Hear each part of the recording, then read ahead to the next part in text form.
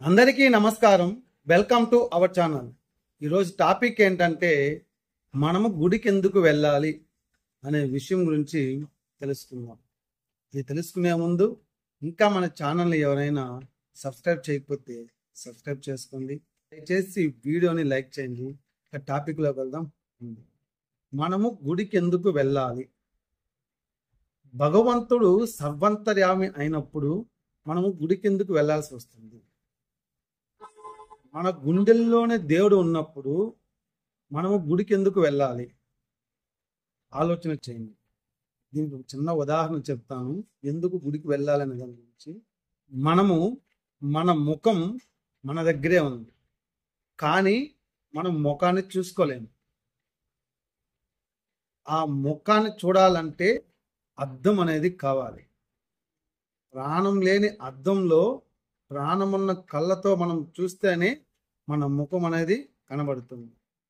అలాగే మనము ఇక్కడే ఉన్నాము. మనం ఎవరినైతే చూడాలనుకున్నామో ఆ భగవంతుడు ఇక్కడే ఉన్నాడు. కాబట్టి దీనికి సంబంధించి మనము ఏం చేయాలి? భక్తితో మనము చూడాలి.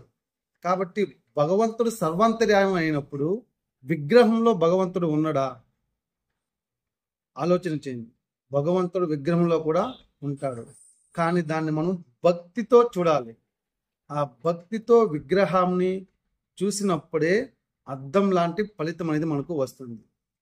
అప్పుడే మనకు సాక్షాత్కారం, భగవంతుని సాక్షాత్కారము కలుగుతుంది. కావున విగ్రహంలో కూడా భగవంతుడు ఉన్నదనేది మీకు అర్థమైంది కదా? ఎలాగనేది, అద్దం ఎలాగా మన ముఖాన్ని చూపిస్తుందో విగ్రహంలో కూడా భగవంతుడు ఉంటాడు. దానికి మనం ఏం చేయాలి?